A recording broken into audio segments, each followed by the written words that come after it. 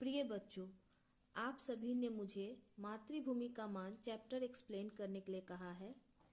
मातृभूमि का मान चैप्टर हरिकृष्ण प्रेमी ने लिखा है और यह नाटक जो है वह सामाजिक, ऐतिहासिक और पौराणिक है। यह एक सच्ची घटना पर आधारित है। इसमें कुछ मुख्य पात्र हैं जो इस प्रकार है। पहला पात्र है राव हेमू, जो बूंदी का शासक है और हारा वंश का राजपूत है। दूसरा पात्र है महाराणा लाखा, जो मेवाड़ का शासक है और सिसोदिया वंश का राजपूत है। अभय सिंह है, जो मेवाड़ के सेनापति हैं, और वीर सिंह और उनके कुछ सिपाही हैं जो हारा वंश के राजपूत हैं, लेकिन महाराणा लाखा के सेना में काम करते हैं। एक मुख्य पात्र है चारनी, जो एक बहुत ही महत्वपूर्ण रोल उसने अदा किया है। यहाँ पे जिस समय महाराणा लाखा मेवाड़ के शासक थे, उस समय दिल्ली की सल्तनत पर सैयद सुल्तानों का साम्राज्य था और सैयद सुल्तानों की आंतरिक समस्याएं कुछ इस प्रकार की थी कि वह किसी और तरफ ध्यान नहीं दे पा रहे थे। मेवाड़ की तरफ तो उनका ध्यान बिल्कुल भी नहीं था, वह अपने आंतरिक उलझनों में उलझे हुए थे, जिसकी वजह से महाराणा लाखा ने सोचा कि मैं अपने राजपूत शासकों को एक मोतियों की माला की तरह इकट्ठा कर लूं, एक जगह पे एकत्रित कर लूं और आपस में जो उनके अंदर जो भेदभाव है, राजपूत राजा जो अलग अलग राज्यों के राजा थे वो आपस में द्वेष भावना रखते थे या एक दूसरे को मारना चाहते थे, उनके राज्य को हड़पना चाहते थे।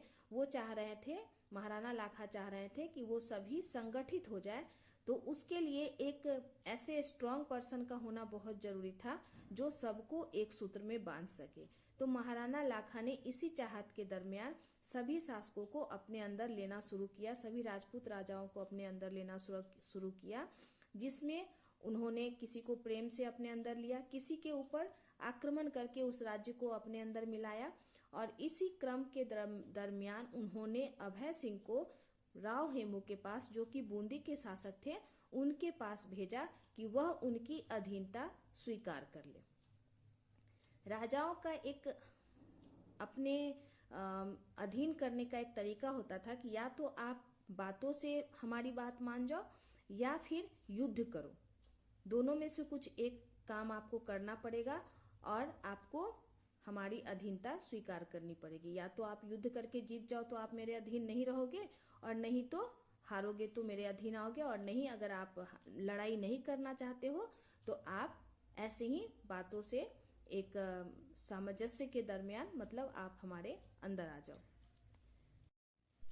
अभय सिंह बूंदी के शासक राव हेमू के पास जाता है और उन्हें कहता है कि आप महाराणा लाखा के अधीन हो जाइए, आप उनकी अधीनता स्वीकार कर लीजिए।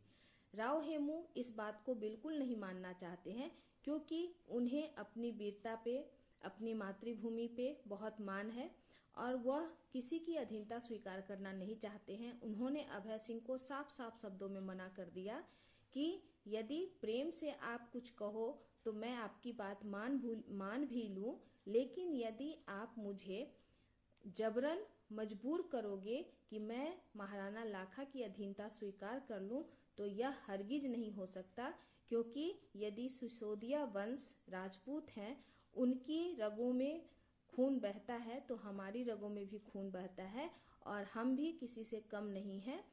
हमारे अंदर भी वही गर्मी है और हम किसी और की अधीनता को ऐसे ही स्वीकार नहीं कर सकते। अभय सिंह ने राव हेमू को समझाने की बहुत कोशिश की कि आप मेरी बात समझ नहीं रहे हैं, आप महाराणा लाखा की भावना को नहीं समझ रहे हैं। महाराणा लाखा चाहते हैं कि हम सभी राजपूत आज एक मोती की माला की तरह आपस में पिरो करके एक सूत्र में बंध जाए, क्योंकि हमारे ऊपर जब हम अलग अलग होते हैं तो हमारे ऊपर कोई भी विदेशी आक्रमणकारी आकर के शासन करके चला जाता है। तो आज आवश्यकता है कि हम सभी एक अनुशासन में बंध जाए और हम सभी इकट्ठे हो जाएं, ताकि हमारे ऊपर कोई बाहर के लोग आक्रमण न कर सके। परंतु राव हेमू उनकी बात को नहीं मानते हैं और वह उन्हें मना कर देते हैं कि मैं उनकी अधीनता स्वीकार नहीं करूंगा। साथ ही वह उन्हें यह भी समझाते हैं कि अगर वो चाहें तो हम उनके साथ हैं, हम स्वतंत्र रहकर भी उनके साथ हैं, लेकिन यदि वह यह चाहते हैं कि हम उनके अधीन होकर उनका साथ दें तो यह हारा वंश कभी नहीं करेगा। कुछ समय के बाद हारा वंश के लोगों ने सिसोदिया वंश के ऊपर आक्रमण कर दिया और उस आक्रमण में महाराणा लाखा की हार हुई और राव हेमू जीत गए। इस हार का अपमान महाराणा लाखा नहीं बर्दाश्त कर पा रहे थे और यह जो युद्ध हुआ था उनका, वह नीमरा के मैदान में हुआ था।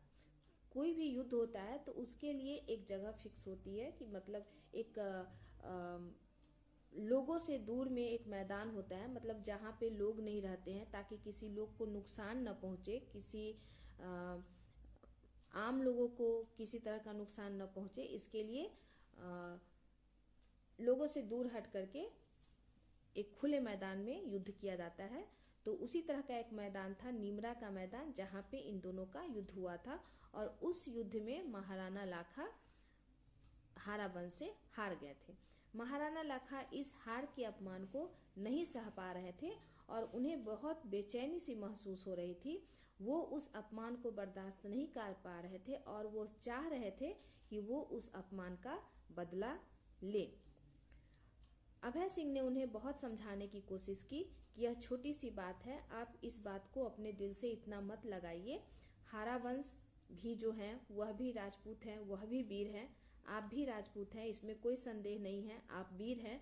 लेकिन उन्होंने अचानक से हमला किया था जिसका हम लोगों ने घबराकर, हमारे सैनिक घबरा गए थे और वह ठीक से लड़ाई नहीं कर पाए। इसके बावजूद आपने अपने प्राणों पर खेल करके उनका सामना करने की कोशिश की, लेकिन हम लोगों ने ही आपको वहाँ से हटा लिया, क्योंकि हमें पता था कि हारा वंश वीर है, हमसे किसी भी प्रकार वो वीरता में कम नहीं है, तो कोई अनहोनी घटना न घट जाए, इसके लिए हमने आपको वहाँ से हटाया। इस बात की आप ज़्यादा चिंता न करें, ज़्यादा व्यथित न हो और आप इस बात को भूल जाइए। महाराणा लाखा ने कहा कि मैं इस बात को कैसे भूल सकता हूँ कि मैं हारा वंश से हार गया। जिनकी खाल मोटी होती है वह इस तरह की बातों को भूल जाते हैं, लेकिन मैं एक बहुत ही बड़े खानदान से हूँ और मैं इस तरह की पराजय का मुंह देखकर जीवित रह जाऊं, यह मेरे पूर्वजों के नाम पे कलंक है। मैं इस तरह के कलंक को बर्दाश्त नहीं कर सकता हूँ, इसलिए मैं आज एक प्रण करना चाहता हूँ कि जब तक मैं बूंदी को ससैन्य ध्वस्त नहीं कर दूंगा तब तक मैं अन्न जल ग्रहण नहीं करूंगा। उनकी इस प्रतिज्ञा से अभय सिंह और उनके सभी दरबारी घबरा गए, क्योंकि बूंदी को हराना इतना भी आसान नहीं था और कोई भी इंसान भूखे प्यासे रह के कितने दिनों तक युद्ध कर सकता है। इस सच्चाई को अभय सिंह समझते थे। महाराणा लाखा ने तो गर्मजोशी के कारण अपने गुस्से में उन्होंने अपने विवेक को खो दिया था और उन्होंने इस तरह की प्रतिज्ञा ले ली कि मैं जब तक बूंदी को ध्वस्त नहीं करूंगा तब तक मैं अन्न जल ग्रहण नहीं करूंगा। अभय सिंह और उनके दरबारियों ने उन्हें समझाने की बहुत कोशिश की कि इस तरह की प्रतिज्ञा आप मत कीजिए, यह संभव नहीं है, क्योंकि आपकी वीरता पे हमें शक नहीं है, आप बहुत वीर हैं और आप लड़के उन्हें हरा भी सकते हैं, लेकिन जब युद्ध छिड़ेगा तो वह कितने दिनों तक चलेगा, इसकी कोई गारंटी नहीं है कि वह कितने दिनों तक जाएगा। तो जिस तरह का प्रण आपने लिया है वह पूरा करना बहुत ही कठिन है। उन दोनों के बीच इस तरह की बातें हो ही रही है, उसी समय चारनी का प्रवेश होता है। चारनी कुछ गाते हुए प्रवेश करती है और महाराणा लाखा से कहती है कि आपने जो प्रतिज्ञा ली है उसे पूरा करने के लिए एक नकली दुर्ग भी तो बनाया जा सकता है। चारनी का यह प्रस्ताव सभी को पसंद आया। हालांकि महाराणा लाखा जो है वह चाहते थे कि वह असली दुर्ग को ही ध्वस्त करें, लेकिन उन्हें यह भी समझ में आ रहा था कि उन्होंने एक मूर्खतापूर्ण वचन ले लिया है। उन्होंने जो वचन लिया है वह सही नहीं है और उसे पूरा करने में कठिनाई आने वाली है। तो यदि बूंदी पे जीत हासिल करनी है तो उसके लिए उनका बुद्धि विवेक होना जरूरी है, जिसके लिए उन्होंने चारनी के प्रस्ताव को मान लिया और अभय सिंह को आदेश दिया कि एक नकली दुर्ग की व्यवस्था की जाए। बूंदी का नकली दुर्ग बनकर तैयार हो गया। अभय सिंह और महाराणा लाखा उसका निरीक्षण करने गए। दोनों को वह दुर्ग बहुत पसंद आया, क्योंकि दुर्ग बिल्कुल हूबहू बूंदी का दुर्ग लग रहा था। महाराणा लाखा ने कहा कि दुर्ग तो तैयार हो गया, मैं इसे ध्वंस करके अपनी विवेकहीन प्रतिज्ञा को पूरा कर लूँगा, लेकिन इसके अंदर से लड़ेगा कौन? जब तक इसके अंदर से कोई लड़ेगा नहीं तो सत्यता कैसे प्रतीत होगी कि दो लोगों के बीच लड़ाई हुई है। अभय सिंह ने कहा, आप चिंता मत कीजिए महाराज, हम कुछ सिपाहियों का इंतजाम कर देंगे जो दुर्ग के अंदर से नकली लड़ाई लड़ेंगे। हम लोग इधर से उनका जवाब देंगे, वो उधर से गोले और धनुष बाण की वर्षा करेंगे और इस तरह से थोड़ी देर खेल होने के बाद हम लोग दुर्ग को ध्वंस कर देंगे और उस पर विजय पताका फहरा देंगे, अपने मेवाड़ का पताका फहरा देंगे। महाराणा लाखा ने कहा कि बहुत अच्छी बात है। दुर्ग के अंदर से लड़ने के लिए वीर सिंह और उसके सिपाहियों को प्रस्ताव दिया गया। वीर सिंह ने अपने सिपाहियों से कहा, वीर सिंह ने उनकी बात को मान लिया और वहां से हटने के बाद उसने अपने सिपाहियों से कहा कि यह बूंदी का दुर्ग है, भले ही नकली, लेकिन यह हमारी मातृभूमि का दुर्ग है, तो हम अपने मातृभूमि का मान इस तरह से खराब नहीं होने देंगे और हम अपनी मातृभूमि के लिए नकली लड़ाई नहीं बल्कि असली लड़ाई लड़ेंगे। उसके किसी सिपाही ने कहा कि पर यह तो विरोध हो जाएगा, क्योंकि हम तो महाराणा लाखा के नौकर हैं, हम उनके सिपाही हैं, तो यदि हम उनके खिलाफ लड़ते हैं तो यह तो नमक का फर्ज अदा करना नहीं होगा, ये तो नमक हलाली हो जाएगा। तो वीर सिंह ने कहा, हम उनके सिपाही हैं, यह बात सही है, लेकिन हम हारा वंश के हैं और यह जो दुर्ग बना है भले ही नकली है पर यह हमारी बूंदी का हूबहू दुर्ग है और हम अपने जीते जी अपनी बूंदी को खरोच भी नहीं आने देंगे, चाहे वह नकली दुर्ग ही क्यों न हो, तो हम इसके लिए अपने प्राणों की बलि देंगे। यह हमारे नमक के कर्ज से बड़ा कर्ज है, यह हमारी मातृभूमि का कर्ज है जिसे हमें पूरा करना है और हम सभी सिपाही दुर्ग के अंदर से असली लड़ाई लड़ेंगे। वीर सिंह के सभी सिपाही इस बात को मान लेते हैं और वो सभी अस्त्र शस्त्र के साथ दुर्ग के अंदर चले जाते हैं और दोनों तरफ से लड़ाई शुरू होती है। शुरू में जब वीर सिंह के सिपाहियों ने बाणों की बौछार शुरू की तो इन लोगों को लगा, महाराणा लाखा, अभय सिंह यानी कि सिसोदिया वंश के लोगों को लगा कि अरे ये क्या हो रहा है, ये तो असली खेल खेलने लगे। थोड़ी देर उन्हें कुछ समझ में नहीं आया, फिर उन्हें लगा कि नहीं, ये लोग सच में बाणों की वर्षा कर रहे हैं और ये हमसे असली युद्ध कर रहे हैं। तो फिर इन लोगों ने भी उन्हें जवाब देना शुरू किया। सुबह से शाम हो गई, लेकिन दुर्ग पे महाराणा लाखा का पताका नहीं फहरा पाया, क्योंकि वीर सिंह पूरा मोर्चा संभाले हुए थे और वह अंदर से असली वाली लड़ाई पूरी लड़ रहे थे। महाराणा लाखा को चिंता होने लगी कि अरे, मैंने तो नकली दुर्ग बनवाया था कि 1-2 घंटे का नाटक होगा और उसके बाद मैं उसके ऊपर अपना विजय पताका फहरा के अपनी प्रतिज्ञा को पूरा कर लूँगा, लेकिन वीर सिंह तो मेरे प्रतिज्ञा को पूरा करने के बीच में अड़चन डाल रहा है। उन्हें वीर सिंह की वीरता पे बड़ा गर्व भी महसूस हो रहा था कि यह कितना वीर इंसान है जो अपनी मातृभूमि के सिर्फ नाम को बचाने के लिए, क्योंकि वो उसका असली दुर्ग नहीं था, वो नकली दुर्ग था, उसका नकल करके बनाया गया था महाराणा लाखा की प्रतिज्ञा को पूरा करने के लिए। लेकिन उस नकली दुर्ग को बचाने के लिए भी वीर सिंह अपने प्राणों की आहुति देने के लिए तैयार था और वह लगातार बाणों की वर्षा किए जा रहा था।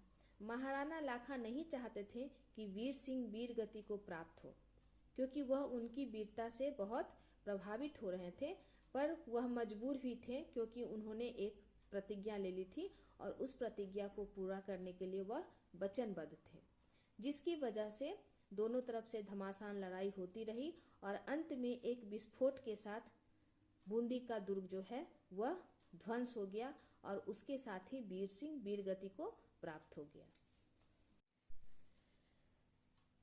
जब वीर सिंह वीरगति को प्राप्त हो गया तो महाराणा लाखा ने अभय सिंह को आदेश दिया कि वीर सिंह के शव को ससम्मान मेवाड़ में लाया जाए।